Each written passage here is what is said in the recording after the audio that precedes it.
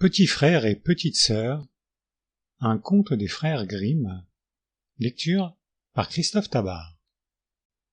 Petit frère prit petite sœur par la main et lui dit : « Depuis que notre mère est morte, nous n'avons plus une heure de bon temps.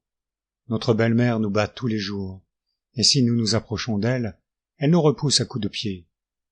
Les croûtes de pain dur qui restent sont notre nourriture, et le petit chien sous la table est mieux traité que nous. On lui jette de temps en temps, à lui, quelques bons morceaux. Que Dieu ait pitié de nous.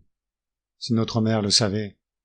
Viens, nous essaierons tous les deux de courir le monde. » Ils marchèrent tout le jour à travers les prés, les champs et les pierres, et quand il pleuvait, la petite sœur disait : « Le bon Dieu et nos pauvres cœurs pleurent ensemble. » Le soir, ils arrivèrent à une grande forêt. Ils étaient si épuisés par le chagrin, la faim et une longue route, qu'ils s'abritèrent dans le creux d'un arbre et s'endormirent. Le lendemain, quand ils se réveillèrent, le soleil était déjà très haut dans le ciel et échauffait de ses rayons le dedans de l'arbre.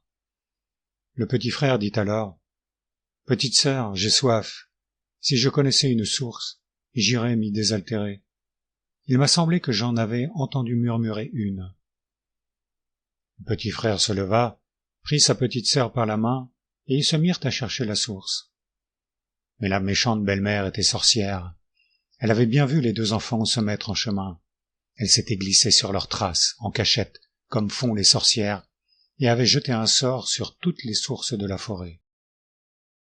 Comme il venait de trouver une source qui coulait limpide sur les cailloux, le petit frère voulut y boire, mais la petite sœur entendit la source qui disait en murmurant : « Celui qui boit de mon eau est changé en tigre.